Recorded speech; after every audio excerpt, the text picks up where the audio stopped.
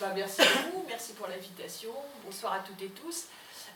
Comme vous le savez, il va y avoir une nouvelle COP, on arrive à la 25e, et elle va avoir lieu à Madrid. Alors elle ne devait pas avoir lieu à Madrid, à l'origine elle devait avoir lieu au Brésil. Et Bolsonaro, en fait, il en a quand même, lui, explicitement, strictement rien à faire du climat, de l'Amazonie qui crame, etc. Et donc il n'est y compris pas dans ce cadre-là, donc Brésil, 0. Et ensuite, ça devait être au Chili.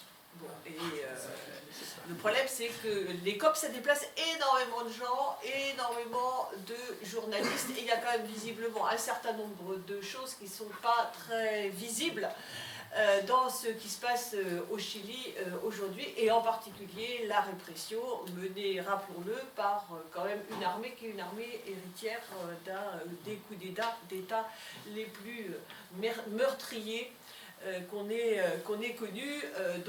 Du coup, la COP aura lieu à Madrid. Bon, quel que soit l'endroit, il n'y a pas grand-chose à attendre, puisque, comme son nom l'indique, c'est la 25e COP, donc ça fait 25 ans qu'on sait qu'il faut agir pour le climat, et que pendant ce temps-là, les rejets annuels de CO2, de dioxyde de carbone, le principal gaz à effet de serre, donc le principal responsable de l'augmentation de la température moyenne de la Terre, eh bien ces rejets continuent à augmenter, et par exemple aujourd'hui ils sont 60% plus élevés que ce qu'ils étaient en 1990, autant dire que ça range, c'est pas seulement ça, mais qu'en plus il continue à être mis en quantité élevée, mais en s'accélérant. Voilà. Donc l'augmentation est encore plus rapide dans ce siècle-là qu'il ne l'était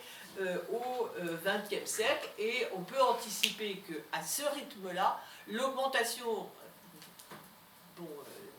seuil, enfin celle qu'il ne faudrait pas dépasser, puisqu'ils avaient réussi quand même à se mettre d'accord là-dessus, donc des 1,5 degrés d'augmentation moyenne de la Terre, elle sera atteinte en 2040, c'est-à-dire dans très très peu de temps. Qu'est-ce que ça veut dire ?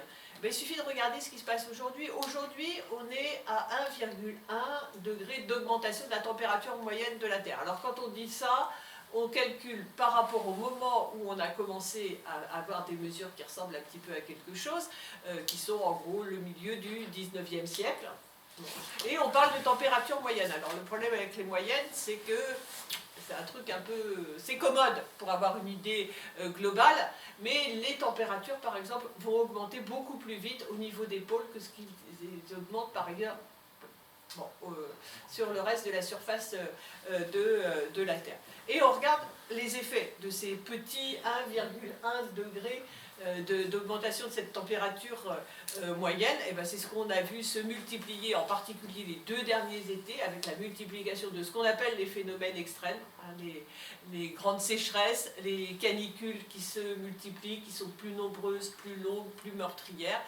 Comme conséquence de ces canicules et de ces sécheresses, les incendies, avec les incendies dans l'Amazonie, mais aussi au Groenland, par exemple, ce qui était plus difficilement imaginable, et puis tout ce qui ressemble, toutes les tempêtes tropicales, les ouragans, les inondations aussi, puisqu'on peut avoir et des sécheresses à certains endroits et des inondations aux autres, mais dans tous les cas, c'est extrêmement destructeur et extrêmement meurtrier. Bon. Donc, j'insiste sur le climat, et j'insisterai beaucoup sur le climat parce que c'est le phénomène le plus global, et puis celui dont les échéances, vous le voyez bien, elles sont tout à fait rapprochées. Mais il y a plein d'autres crises climatiques, d'autres crises écologiques. En fait, vous avez entendu parler de la crise de biodiversité.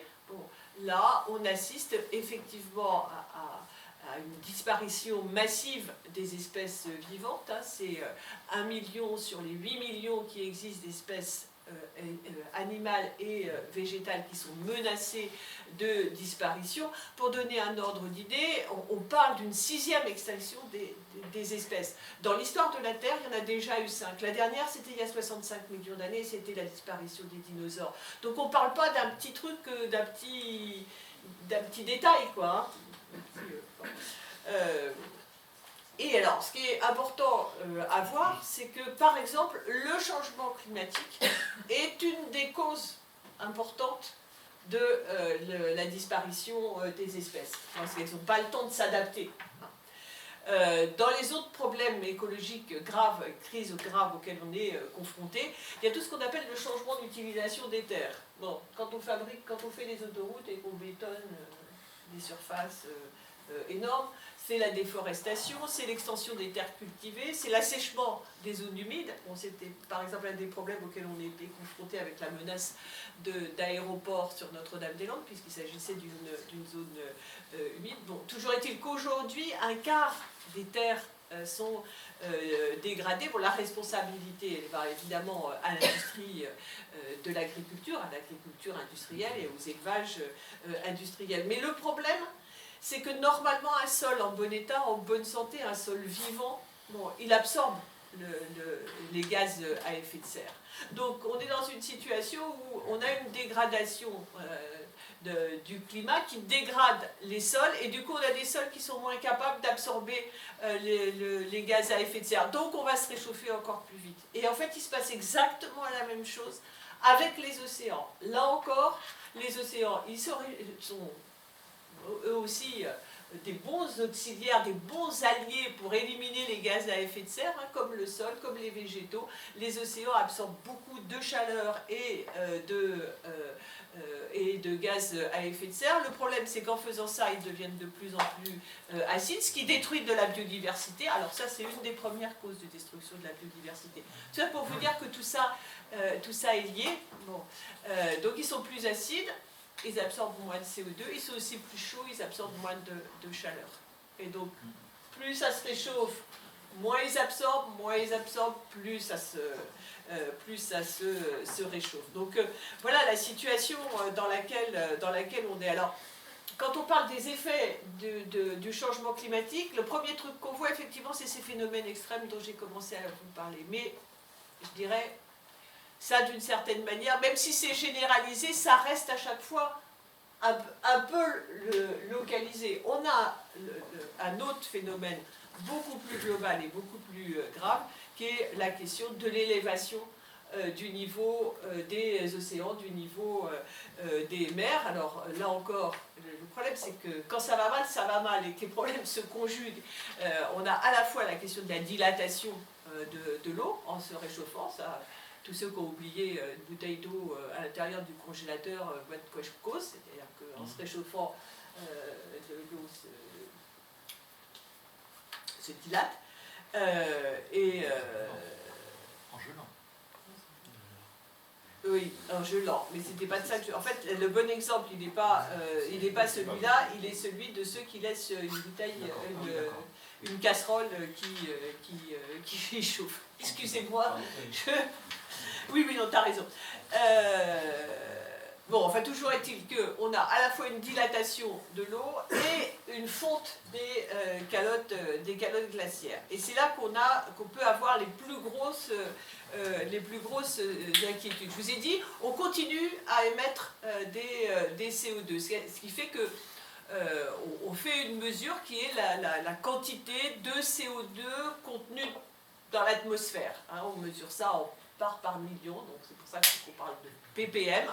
Et donc là, ce qui est intéressant, en fait, c'est les ordres de grandeur. Dans les années 90, quand on a commencé à se soucier de la question, on était autour de 350 ppm de CO2 dans l'atmosphère. Aujourd'hui, on est à 415. Bon, tout ça est infiniment plus élevé que tout ce qui a existé pendant à peu près 800 000 ans qui ont précédé en gros le XXe siècle, le début des émissions massives, puisque là on était entre 220 et 280 ppm. Le problème c'est que si on revient à ces 415, ppm, ça nous ramène là du coup beaucoup plus loin, à une époque qu'on appelle le Pliocène, qui était en fait une période dans laquelle les océans étaient entre 20 et 30 mètres plus hauts qu'ils ne sont aujourd'hui. Et donc, le risque qui nous menace, il est de cet ordre-là. On parle d'un basculement, d'un changement du régime de la Terre qui basculerait dans une situation, en gros, de planète étuve, avec ce que ça veut dire. Le Pliocène, c'était il y a 1,8 million d'années. Voilà. Donc,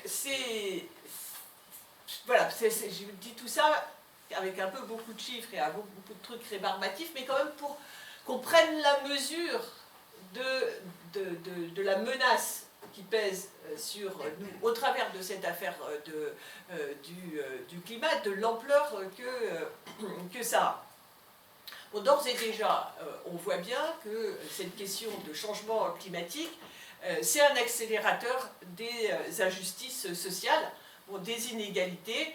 Le dernier rapport de l'ONU, par exemple, établit que pour la 3e année consécutive, en fait, la faim dans le monde augmente. C'est-à-dire que contrairement à ce qu'on nous raconte, une espèce d'idée d'un progrès où ça irait de mieux en mieux, puis petit à petit, voilà, on mangera à sa faim, puis on se soignerait mieux, etc. C'est l'inverse qui se produit. Et en partie lié à cette question du changement climatique et de ses effets. C'est-à-dire soit à cause de l'accès à l'eau, de l'accès à la terre, de l'accès à la nourriture, etc. Bon.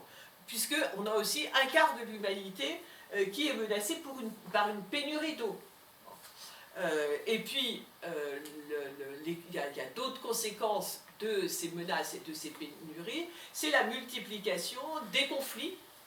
Bon, aujourd'hui, on compte 2500 conflits qui sont directement liés à la question de l'accès à la nourriture, à l'eau, à la terre, aux ressources. Bon, évidemment, on voit bien les conséquences sur la santé aussi du changement climatique. Il n'y a qu'à regarder comment les quartiers les plus défavorisés, pour ne prendre que chez nous, hein, les quartiers les plus défavorisés sont ceux dans lesquels on va souffrir le plus des pointes des pics de chaleur, par exemple, où il y a le moins la possibilité de s'adapter et de se protéger. Bon, tout ça tombant évidemment dans des situations dans lesquelles les systèmes de santé, les services publics de santé ont été détruits, soit sous le coup des politiques d'austérité ici, soit sous le coup des politiques d'ajustement structurel dans les pays du sud global. Et puis il y a une autre question, là encore, d'accélération des injustices et des inégalités, c'est autour des migrations forcées, des gens qui sont obligés de se déplacer. Alors, vu d'ici, tous les salopards ne voient ces questions-là que d'un point de vue, en gros, il y a ces salauds de pauvres du Sud qui vont venir nous envahir au Nord. Les migrations forcées, c'est pas ça. C'est d'abord les pauvres du Sud, des milieux ruraux qui ne peuvent plus vivre de la terre, de la culture, de leur culture, etc., qui vont commencer par migrer vers les bidonvilles, bon, et qui ensuite, pour essayer d'échapper à cette misère-là, vont migrer. Mais vont migrer où? Ils vont migrer d'abord chez leurs voisins qui sont à peine moins pauvres qu'eux. Donc l'essentiel des migrations, c'est des migrations régionales entre pays pauvres. Et c'est à Pouillem, ce qui vient vers les pays du Nord. Je pense qu'il faut en permanence avoir cette vision-là. Alors, c'est les plus pauvres qui souffrent le plus du changement climatique, mais évidemment, c'est eux qui en sont les moins responsables, hein, puisque on peut dire, bon, c'est le titre d'un livre, comme c'est les riches détruisent la planète. Et là encore, on a une inégalité dans les émissions de gaz à effet de serre qui est presque encore pire que les inégalités de revenus, hein, je dirais, puisque si on prend les plus pauvres des pays, pour prendre l'extrême, les plus pauvres des pays les plus pauvres et les plus riches des pays les plus riches, on va avoir un facteur de 2 à 3 000 de différence d'émissions des gaz à effet de serre. Ça va être 0,1, peu importe l'unité, les proportions qui sont importantes, pour les uns, et puis 200, 300 pour les autres. Si on prend juste à l'intérieur de la France, la différence d'émissions de gaz à effet de serre entre les 1% les plus riches et les 10% les plus pauvres, c'est quand même de 1 à 40. Bon, donc ça va. L'écologie, c'est d'abord une affaire de pauvres, c'est pas une affaire de riches, c'est d'abord une affaire de pauvres, c'est les pauvres qui en font les plus les frais, mais les coupables, c'est les capitalistes et les plus riches, et il n'y a pas photo du point de vue des émissions. Donc, oui, on est effectivement, il y a beaucoup de gens qui nous parlent d'effondrement, etc. Oui, la catastrophe sociale, elle est déjà là. La menace d'effondrement et l'effondrement réel sur la question de la biodiversité, ils sont déjà là. Bon. Mais ça ne veut pas dire qu'on ne peut rien faire. Hein. Et surtout, ça ne veut pas dire que, alors qu'on a ces menaces-là extrêmement fortes, le capitalisme, il va s'effondrer de lui-même. Les capitalistes, ils ont toute une série de réponses à eux sur ces questions-là, alors qu'ils peuvent apparaître comme extrêmement contradictoires. Puisque dans cette affaire-là, on va avoir des vrais méchants, du genre Trump et Bolsonaro, du genre changement climatique, rien à foutre. Il y a même Trump qui avait expliqué que cette histoire de changement climatique, c'était juste un truc des Chinois pour pourrir l'économie américaine. Bon, mais il ne faut pas... Peut-être qu'ils sont dingues, mais à la limite, on s'en fout. Il ne faut pas voir ça comme une affaire de folie individuelle. Il y a une certaine rationalité à continuer à foncer dans le mur pour une petite minorité de privilégiés, et en plus à avoir un discours qui fonctionne exactement sur le même modèle que le système, que le discours raciste, etc., qui est en gros les autres on s'en fout. Et tout ce qui peut remettre en cause notre façon de vivre, c'est des ennemis, on ne veut pas en entendre parler. Et d'une certaine manière, ça peut fonctionner pour accéder et pour rester au pouvoir. C'est ce qui s'est passé avec Trump et Bolsonaro. Mais je dirais ceux-là, ils sont faciles à démasquer parce qu'ils sont un peu relous, quoi. Ça se voit quand même. Bon. Mais il y a les faux gentils. Bon. Et dans toutes les histoires, c'est plus difficile de démasquer les faux gentils que de démasquer les vrais méchants. Alors moi, je vais vous donner un truc pour démasquer les faux gentils du climat. Ils utilisent deux formules. Ils utilisent une formule qui s'appelle la neutralité carbone. Bon, ça fait sympa, parce que, vous avez compris, c'est les émissions carbone qui provoquent le réchauffement, donc la neutralité carbone, c'est plutôt un truc bien. Et puis ils utilisent un autre truc qui est un synonyme, qui est les émissions carbone nettes. Alors, bon, il faut mettre les émissions nettes à zéro. Je dis, bah ouais, c'est plutôt cool, c'est plutôt bien. En plus, c'est le chef de l'ONU qui dit ça, et puis tous les gouvernements qui disent tous que c'est très très important la question du climat, ils disent qu'ils sont d'accord avec ça, donc on voit pas malice. Bon. Le problème, c'est que le diable se cache dans les détails, et que derrière cette expression des émissions nettes, c'est l'idée qu'on pourrait continuer les émissions, mais qu'on aurait quelque part les moyens d'avoir ce qu'on appellerait des émissions négatives, c'est-à-dire des absorptions de CO2 qui iraient compenser ça. Et la neutralité carbone, c'est pareil. Le problème, c'est que c'est un peu plus compliqué que ça. Alors, c'est vraiment ce qu'elle vend en poupe. Le GIEC, c'est-à-dire le regroupement des scientifiques qui travaillent sur la question du climat, on pourra reparler du GIEC dans le débat si vous voulez, mais je ne vais pas prendre trop de temps là-dessus. Il faut travailler avec des scénarios, des modèles comme ça qui font tourner. 3 des 4 modèles pour rester pour ne pas dépasser les 1,5 degré d'augmentation de la température moyenne de la Terre, utilisent cette idée d'émission nette et cette idée de réduction, enfin d'absorption du CO2.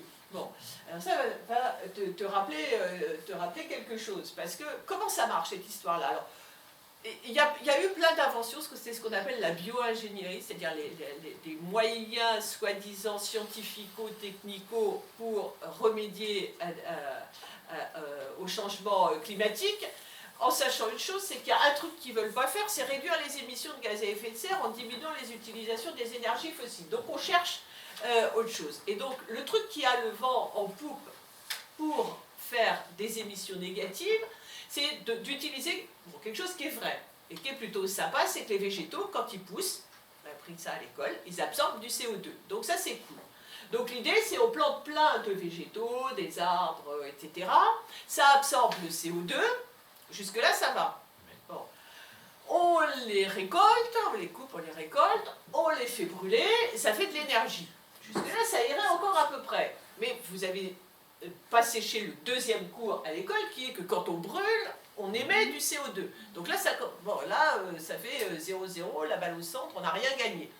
Que nenni, ces gens-là prétendent qu'on peut capter le CO2 en sortie de cheminée, ce qui est jusque-là pas très fonctionnel, et surtout, là où ils ont mis vos saloperies stockamine, et bien c'est faire la même chose avec le CO2, c'est se dire on va enfouir ce CO2, ça s'appelle, la technologie s'appelle les BECS, la bioénergie avec capture, on attrape le CO2, et séquestration, c'est-à-dire on l'enferme et on espère qu'il ne se ressortira pas plus jamais et qu'il ne fera pas comme vos trucs qui fuient.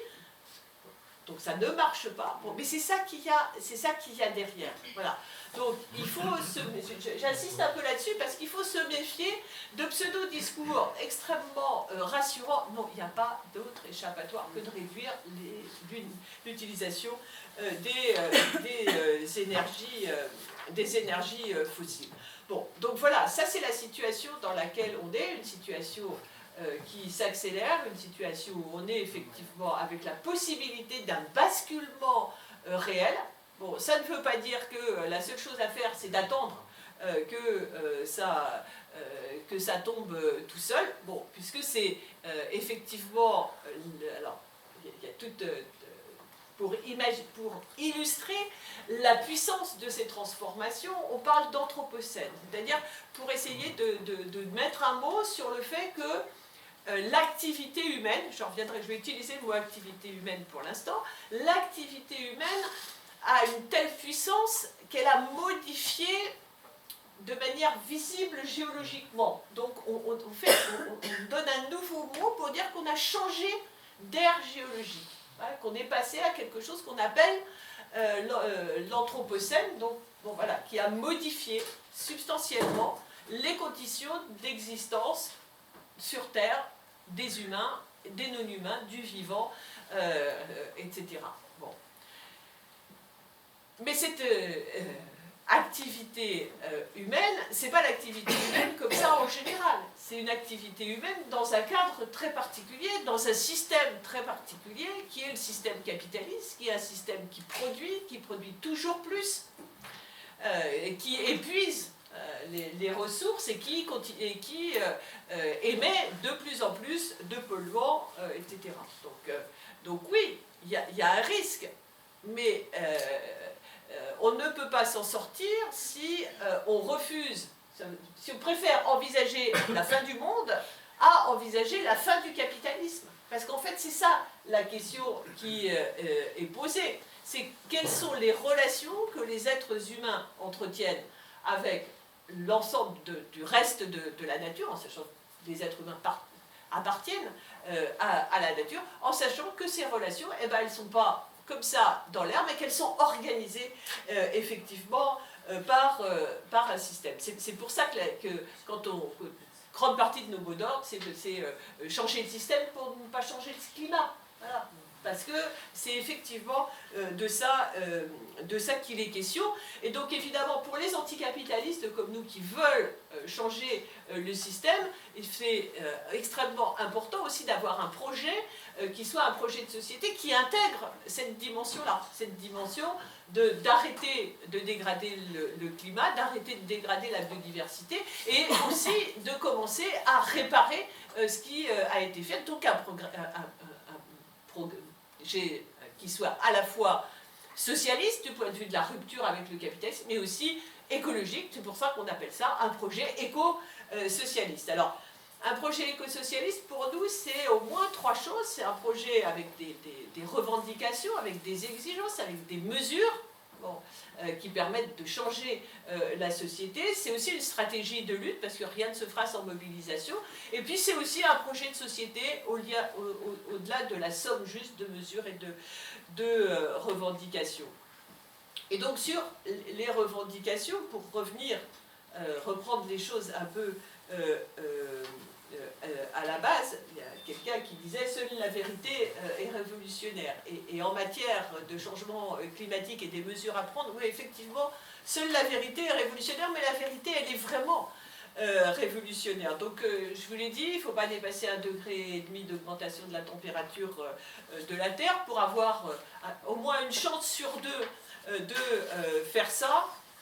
Il faut réduire massivement les émissions de gaz à effet de serre. Alors, les chiffrages du GIEC, c'est 58% globalement. Le problème, c'est que les responsabilités des émissions, elles ne sont pas égales. Globalement, entre le sud global et le nord global, il y a quand même une sacrée différence. On peut dire que nous, on a pris une sacrée longueur d'avance. Donc ce serait plutôt une réduction de 65% des émissions de gaz à effet de serre d'ici 2030, en sachant qu'il faudrait qu'elles soient effectivement à zéro en 2050. Bon. Donc les émissions de gaz à effet de serre, je vous l'ai dit, elles sont dues d'abord à 80% à la consommation des énergies fossiles, donc le gaz, le charbon et le pétrole. Et ces trois sources d'énergie, elles couvrent aujourd'hui 85% des besoins énergétiques. Bon. Donc une fois qu'on a dit ça, on voit quand même l'ampleur du problème. Donc il y a effectivement la possibilité de développer des énergies renouvelables, mais il y a une chose qui n'est pas contournable, c'est le fait qu'il faut réduire massivement la consommation d'énergie elle-même. Alors les chiffres du GIEC, là encore, il faut lire dans le détail ce qu'ils racontent, parce qu'eux ils disent oui, c'est vrai, il faut réduire les consommations d'énergie, il faudrait les réduire de 15% d'ici 2030. Le problème, c'est que le GIEC considère que dans le même temps, il faut augmenter le nucléaire. Il faut diminuer le gaz, le charbon, le pétrole, mais il faut augmenter le nucléaire. Et ils disent, par exemple, d'ici 2030, eh ben, il faut augmenter de 59% l'énergie nucléaire. Bon, voilà. D'ici 2050, il faudrait l'augmenter de 150%. Donc, tout ça représente à peu près 200 centrales. Donc évidemment, ça ne peut pas être notre réponse.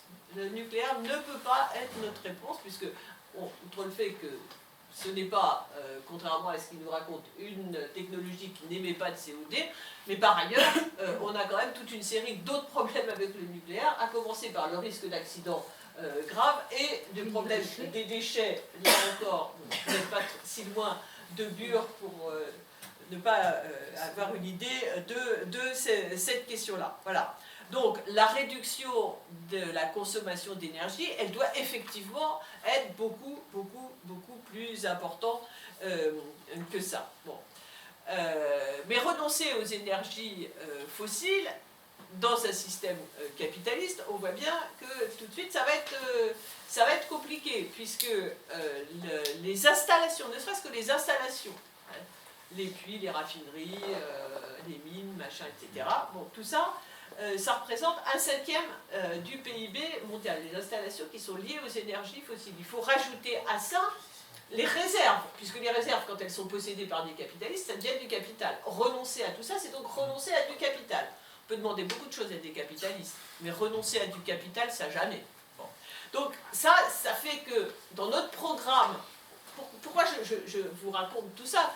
C'est parce que dans un programme qui envisage de changer l'état des choses, il ne peut pas ne pas se poser la question de la propriété, la question de l'expropriation de tous les groupes capitalistes qui possèdent effectivement l'énergie et les moyens de production de l'énergie, donc de socialiser ces moyens, ce secteur de l'énergie, de façon à pouvoir effectivement arrêter les énergies fossiles, passer à des énergies renouvelables et effectivement faire des économies. C'est aussi la socialisation du secteur bancaire, donc expropriation. Bon, déjà, il faut le faire. Bon. Mais ça, c'est un premier volet. Il faut aussi essayer de se poser, mais après, pour faire quoi? Et je pense que c'est important d'insister sur le fait, vous avez vu, je n'ai pas dit nationalisation. Parce que si on prend la question de l'énergie, on avait deux, enfin il y en a deux que je connais bien, en tout cas moi, on avait EDF et on avait ELF. Mais ça cause qu'aux plus anciens, hein, qui était, ELF c'était le pétrole. Question, niveau de saloperie, de pillage en Afrique, je pense qu'on a rarement fait mieux que Elf. Donc le fait que ce soit une entreprise nationalisée et pas à proprement parler une garantie. Donc on peut dire, eux, c'est des vrais méchants, Elf, ok. EDF.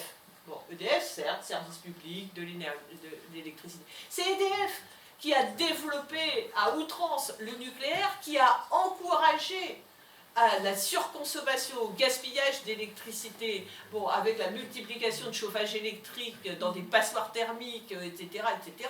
Bon, donc ce n'est pas une garantie. Donc il faut à la fois l'expropriation des capitalistes et une gestion commune, démocratique, ce qu'on appellerait des communs, bon, qui permettent aussi que on échappe aux capitalistes, mais qu'à la place, on mette quelque chose qui soit effectivement une gestion démocratique avec les salariés, avec les usagers, avec l'ensemble de la population. Bon, et ça, c'est dans la même logique qu'une logique de développement de services publics dont on a besoin effectivement pour résoudre ce problème. Je pense par exemple à des vraies politiques de logement, d'isolation, de rénovation thermique, qui ne peuvent être que dans des logiques de services publics. Je pense qu'on est dans la même logique sur la question des transports. Bon, il faut effectivement sortir du tout automobile avec toutes les conséquences que ça a en termes à la fois de la pollution qui est liée à la circulation automobile, bon, une contribution énorme là aussi au changement climatique, mais aussi toute la construction de ces énormes infrastructures autoroutières, etc., bon, qui là encore... la réponse par rapport à ça, c'est aussi une réponse en termes de services publics, de transport collectif, gratuit, etc., etc. Bon. Mais ça encore, c'est rentrer dans une logique où on n'est plus dans une logique marchande, mais où on est dans une logique, effectivement, de services qui sont rendus. Et donc cette question de la gratuité, bon, me semble-t-il, est une question qui est extrêmement importante. Si on prend sur la question des transports, les transports publics gratuits, c'est une mesure qui est à la fois écologique et sociale. Bon, ça c'est assez évident. Mais c'est aussi quelque chose qui transforme radicalement. On n'est plus dans des rapports marchands. On n'est plus un client de... Alors je ne sais pas comment ça s'appelle chez vous ça s'appelle la TCAR, etc. Bon, voilà. Si on est des usagers, bon, et qu'il y a des discussions avec les salariés, on peut se poser la question de comment on va réorganiser effectivement un système de transport qui soit utile, qui soit agréable, qui soit facile à utiliser, etc., etc. Vous voyez que tout de suite on change de logique. Bon, pour nous, cette question de logique de gratuité, elle doit être étendue parce que c'est sortir de rapports marchands et c'est poser les questions autrement. Alors, évidemment, donc, ouais, cette question de la propriété, elle est extrêmement importante, mais là encore, ça ne suffit pas. Il faut aussi se poser la question de ce qu'on produit, pourquoi et comment. Et évidemment, s'il faut réduire massivement l'utilisation de l'énergie, la consommation énergétique, il y a toute une partie de la production matérielle qui doit être réduite. Bon. Mais il y a aussi des tas de choses absolument inutiles, dangereuses, nocives, qui sont produites, qui consomment énormément d'énergie, et il faut arrêter avec ces productions-là. Bon, c'est vrai pour la production d'armement, c'est vrai sur toute une partie, effectivement, de la pétrochimie, c'est vrai du nucléaire. Et au-delà de ça, c'est aussi se poser plus profondément la question de qu'est-ce qu'on produit et pourquoi. Alors d'abord, il y a un secteur qui est un secteur quasi industriel, qui est extrêmement consommateur d'énergie, mais dont la seule fonction est de pousser à des consommations totalement inutiles. Ce secteur-là, ça s'appelle la publicité. Et mine de rien, la suppression de la publicité, d'abord, ça nous ferait des vacances. Bon. Et en même temps, ce serait bon, de la consommation d'énergie et d'intelligence en moins, et ce serait aussi toute une série de besoins totalement factices, totalement créés. Et puis au-delà de ça, c'est aussi la question de la différence qu'il y a entre produire des marchandises pour faire du profit pour des capitalistes et produire des choses de façon à ce qu'elles soient utiles. Voilà, la différence entre ce que les marxistes appellent produire de la valeur d'échange. Bon, la seule finalité de produire de la valeur d'échange, c'est de faire du fric, ou de produire de la valeur d'usage. Et il y a un truc qui fait énormément la différence, c'est ce qu'on appelle l'obsolescence programmée. Vous savez, ce truc qui fait que le machin, n'importe quel machin, il va tomber en panne alors, le lendemain de la fin de la garantie. Bon. Eh bien, on pourrait imaginer qu'on produise autrement, effectivement, des choses qui soient faites pour durer plus longtemps, qui soient démontables, qui soient réparables, et puis qui, quand elles sont en fin de vie, soient totalement recyclables. Bon, mais là, c'est une transformation totale de la production. Bon, je pense qu'il y a une série d'autres exemples. Il faudrait développer davantage sur le fait que, par exemple, tout ce qui concerne la production agricole, j'ai dit la place qu'occupait l'agro-industrie dans la destruction des terres, dans la pollution de l'eau, etc. Bon, là, on est typiquement dans un secteur qui est un des principaux secteurs émetteurs de gaz à effet de serre, l'agriculture. Bon, quand on parle de l'agriculture industrielle et de l'élevage industriel, où là, on a la solution. C'est-à-dire le passage à une agriculture paysanne, une agriculture écologique, une agriculture qui alimente des circuits courts. On ne transporte pas tout n'importe quoi à n'importe quelle saison d'un bout à l'autre, juste pour mettre en concurrence les différents systèmes. Bon, ça changerait effectivement radicalement les choses. J'ai dit 2 mots sur la question des transports, on pourra y revenir. Dans les choses que ça change, je dis ça n'a pas grand-chose à voir de fabriquer pour de la valeur d'échange, de la marchandise pour des capitalistes ou de fabriquer des choses qui sont utiles. Je pense que cette dimension-là, cette dimension du travail, pour nous, elle est extrêmement importante. Bon, parce qu'aujourd'hui, il y a évidemment toujours des accidents du travail, il y a toujours des expositions à des produits chimiques, etc. Mais une grande partie de la souffrance au travail, des accidents du travail, y compris des maladies professionnelles, sont liés au contenu même du travail, à son organisation, au fait que pour une grande part, ça ne ressemble plus à rien.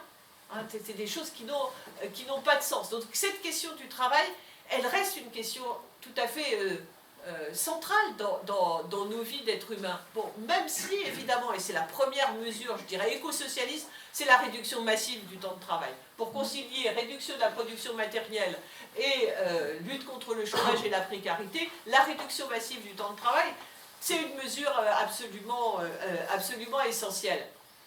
Mais même si on travaille beaucoup moins longtemps, si on continue à travailler dans des conditions dégradantes, aliénantes, etc., ça n'ira pas, ça ne suffira pas. Ça ne suffira pas. On ne peut pas se contenter d'être aliéné et exploité un petit peu moins longtemps. Donc la question de la réduction, la question du changement du contenu, de l'organisation du travail, c'est très très important.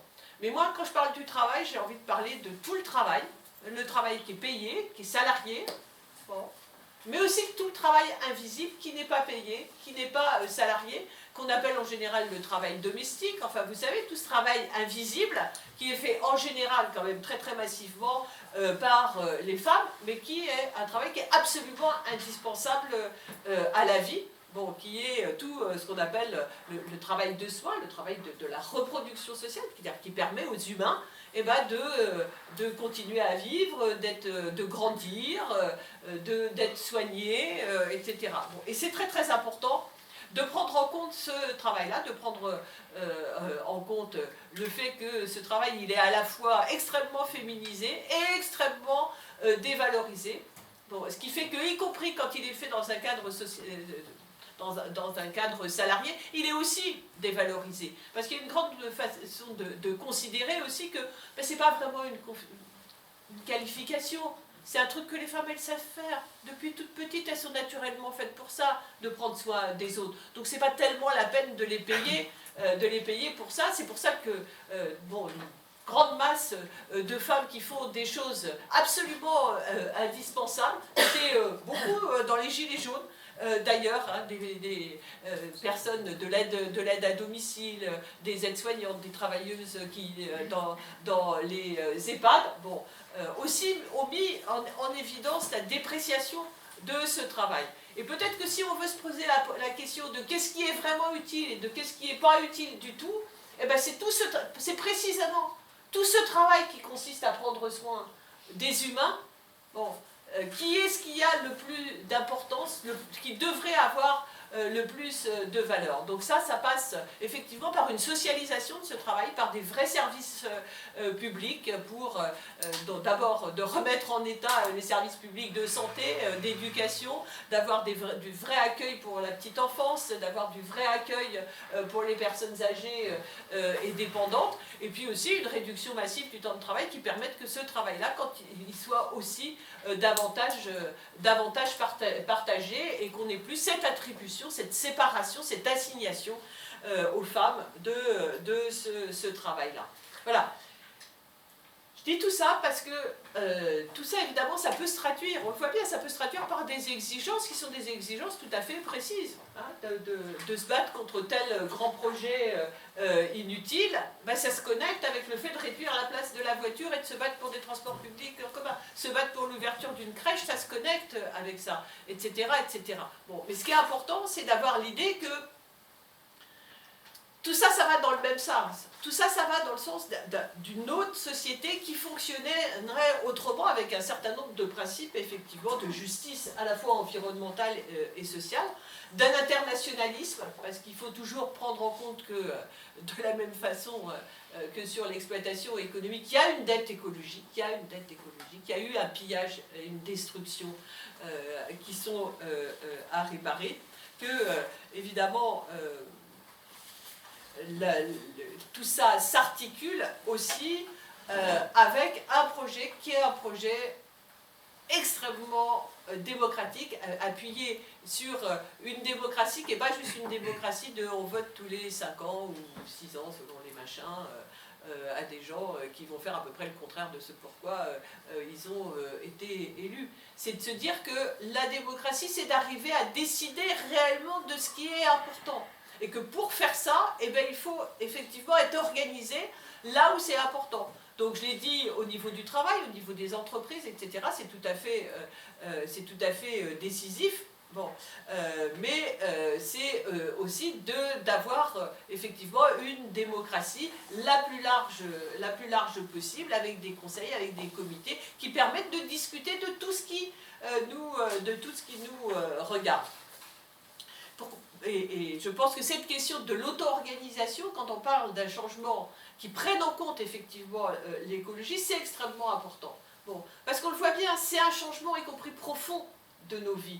Et des changements aussi profonds que ça ne peut pas être imposé par en haut. Il faut que ça vienne par en bas, parce qu'il faut que la réorganisation, elle se fasse effectivement par en bas. Mais ça exige aussi un énorme rapport de force, hein, puisque pour aller arracher ça, c'est vraiment une confrontation avec le capitalisme, avec tous ces moyens de coercition, etc. Et donc la question qui nous est posée, elle est évidemment avec qui, comment on rassemble toutes ces forces-là. Il faut regarder l'état des forces et comment ça se passe. Alors évidemment, aujourd'hui, on a un soulèvement de la jeunesse. On a vraiment, véritablement, je pense, à l'échelle mondiale.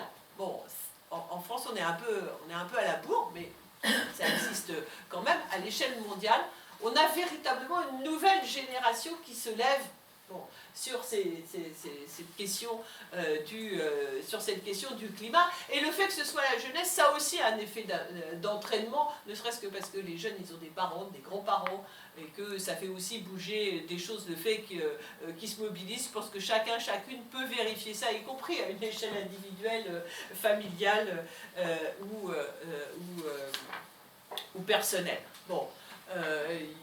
Dans les secteurs qui sont les plus mobilisés, je pense à l'échelle mondiale, les secteurs de paysans et de paysannes sont très nettement à l'avant-garde, parce qu'ils sont directement confrontés, et la seule véritable organisation internationale, par exemple, qui existe, et qui prenne en compte ces questions-là, de la même façon qu'elle prenne en compte le féminisme, c'est une organisation comme Via Campesina, qui est la coordination internationale, dans laquelle il y a la Confédération paysanne qui est en France, mais il y a des organisations qui sont infiniment plus puissantes, à la fois en Asie ou en Amérique latine. Et puis au sein de ça, et je pense que c'est aussi important à noter, parce qu'ils sont, et elles sont vraiment à l'avant-garde des mobilisations dans toute une série d'endroits, c'est ce qu'on appelle les peuples autochtones, les peuples premiers, les premiers occupants. Bon, c'est particulièrement vrai en Amérique latine, hein, sur des questions de terre, de barrages, sur des questions d'eau, etc., etc. Bon,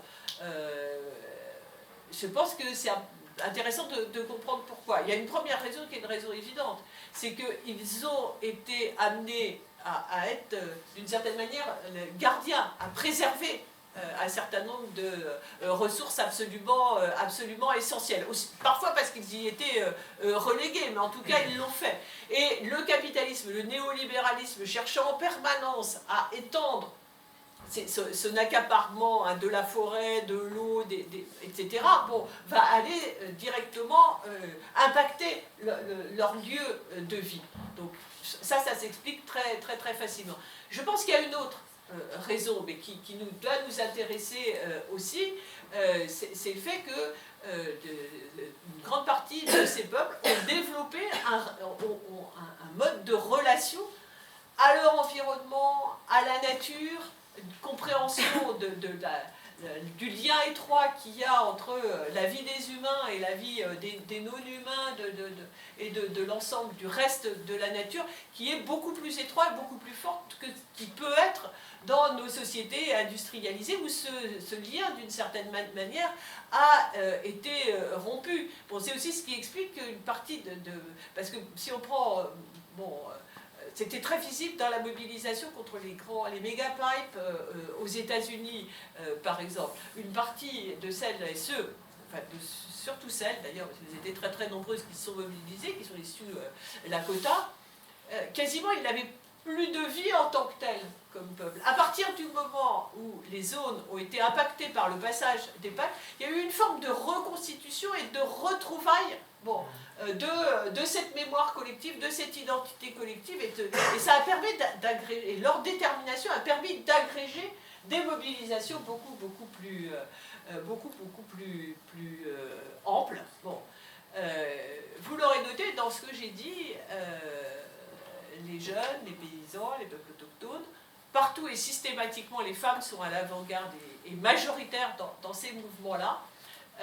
On a un vrai problème. On a un vrai problème avec ceux dont on avait l'habitude de considérer qu'ils étaient un peu à l'avant-garde et à la pointe des luttes ouvrières, qui sont justement les ouvrières d'industrie. Et je pense que c'est intéressant et important de comprendre pourquoi on est dans cette situation-là et pourquoi il ne faut pas s'y résigner, pourquoi il faut avoir une intervention déterminée pour essayer de changer ça, parce qu'il n'y a pas de fatalité. Mais c'est vrai qu'aujourd'hui, dans des situations de rapport de force extrêmement dégradées, bon, la question de l'emploi est immédiatement opposée à la question de la défense de l'environnement, d'autant que les capitalistes s'y entendent bien à agiter ça systématiquement. Bon. Donc ça ne veut pas dire que tant pis.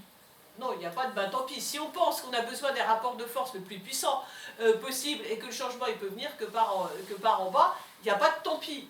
Donc il n'y a pas on ne peut pas faire l'impasse de convaincre le plus largement possible, et en particulier celles et ceux qui peuvent avoir la crainte de voir disparaître leur emploi. Donc ça demande, quelque chose que j'aurais envie d'appeler une forme d'éco-syndicalisme, mais en tout cas de militantisme, de conviction dans les entreprises, pour effectivement changer ça en s'appuyant sur une chose, c'est que quand on produit des choses qui sont en général mauvaises pour l'environnement, c'est rarement bon pour les travailleurs qui travaillent à l'intérieur. C'est rare.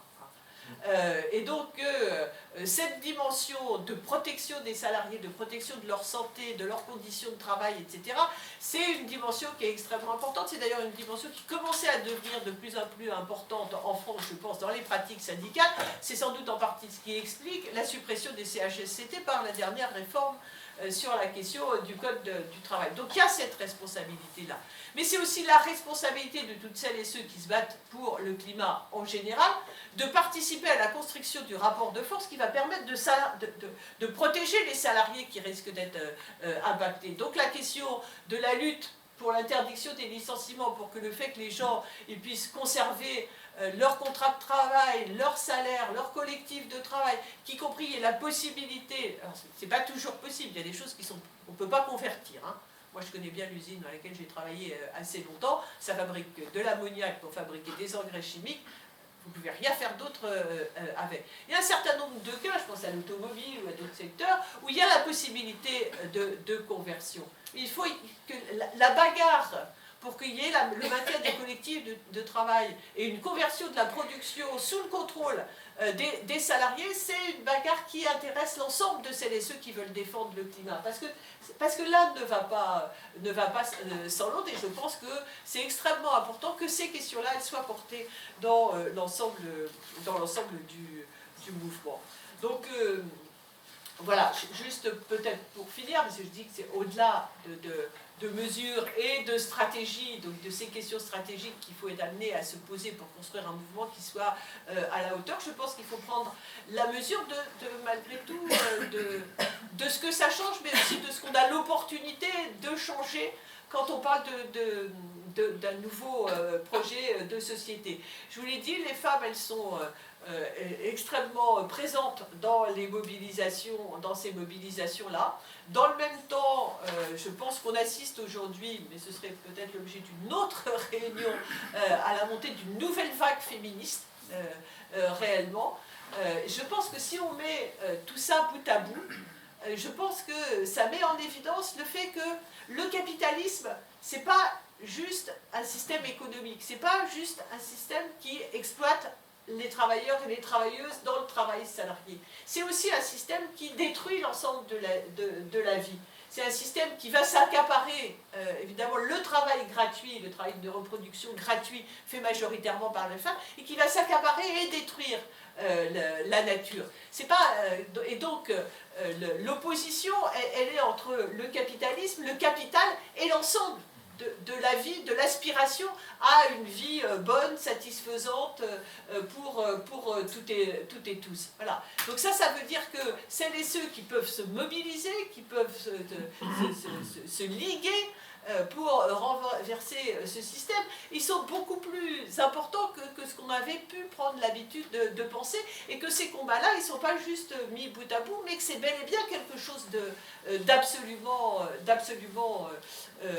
global. Bon, je pense qu'il ne faut pas nier les difficultés, et ce sera mon tout dernier point, parce que nous on parle d'écosocialisme. Je pense qu'il faut... pourquoi on pense qu'il faut rajouter ce suffixe, ouais, c'est le suffixe dans ça, je sais pas, bref, qu'il faut compléter. Mais parce que quand on se réclame du socialisme, on est obligé de prendre en compte qu'il y a des gens qui se sont réclamés du socialisme. On peut en penser que c'était pas ça, que c'était pas bien, etc. Enfin, en tout cas, qu'on fait quelque chose qui essayait de rompre avec le capitalisme, que ce soit en Chine ou en Union soviétique, et on ne peut pas dire que du point de vue de la préservation de l'environnement, c'était exactement un franc succès. Bon. Donc on a une forme de devoir d'inventaire. Bon, évidemment, en grande partie, la contre-révolution et puis le passage au capitalisme, bon, a aggravé la catastrophe. Mais quand même, je pense qu'on est obligé de reconnaître qu'une partie du mouvement ouvrier, y compris dont nous sommes les héritiers quand on se réclame justement de cette transformation révolutionnaire de la société, du socialisme, a pensé, mais parce que c'était aussi la pensée dominante à ce moment-là, qu'il y avait quelque part une ligne du progrès, comme ça, qui existait, que aujourd'hui était meilleur qu'hier et que demain serait encore meilleur, parce qu'il y avait un développement des forces productives, parce qu'on produisait plus de richesses, et donc on pourrait partager davantage les richesses. Ça, c'était une des dimensions. Et puis l'autre dimension, plutôt du point de vue des forces pour transformer la société, c'était aussi l'idée que, quelque part, ces grandes concentrations ouvrières, ben, elles permettaient déjà une forme de socialisation, de lieux où les gens étaient en commun, dans lesquels c'était plus facile, justement, de s'organiser, de prendre conscience de sa place et de transformer les choses. On est obligé de constater qu'aujourd'hui, on ne peut plus avoir cette lecture-là de cette espèce comme ça, de progrès inexorable. Et que parmi les choses qui ont beaucoup progressé, il y a aussi les capacités à détruire effectivement la planète et à détruire nos vies. Donc il faut trouver... Bon, le problème c'est que cette conscience-là, cette conviction-là, je dirais cette croyance-là, d'une certaine manière, elle correspondait aussi aux moments les plus forts du mouvement ouvrier, que ce soit dans sa forme de la social-démocratie en Allemagne, très très importante, voilà, ou du communisme, des partis communistes qu'on connaît de moins en moins. Ça avait une force absolument extraordinaire, puisque c'était sûr que ça allait arriver. Ça ne pouvait pas ne pas arriver. C'était presque aussi fort qu'une religion, vous voyez ce que je veux dire. Bon. Et donc, aujourd'hui, on est obligé de se dire que c'est pas aussi simple que ça, et que le projet, c'est à nous de le reconstruire. Cet avenir meilleur qui nous fait envie, qui nous donne envie de nous battre, etc., c'est à nous de le créer, de l'inventer ensemble. Mais ce qu'on a aussi appris, c'est que c'était dans les mobilisations, c'est quand on est ensemble, quand on arrête le cours normal de la vie qui nous broie un peu la tête, c'est dans ces mobilisations qu'on est capable d'inventer toutes ces choses-là, toutes ces choses qui ont à voir avec la rupture avec la propriété, tout ce qui a à voir avec le commun, avec la solidarité, avec le partage, et que donc on est capable, dans ce cadre-là, me semble-t-il, sans avoir de fausses croyances, mais en ayant confiance dans nos propres forces, être capable d'inventer effectivement une société dans laquelle on produirait moins, mais dans laquelle on partagerait plus. Et que du coup, le changement éco-socialiste, ce ne serait pas une punition, mais ce serait au contraire la promesse qu'on se construirait nous-mêmes d'un avenir qui soit effectivement un avenir meilleur pour toutes et tous.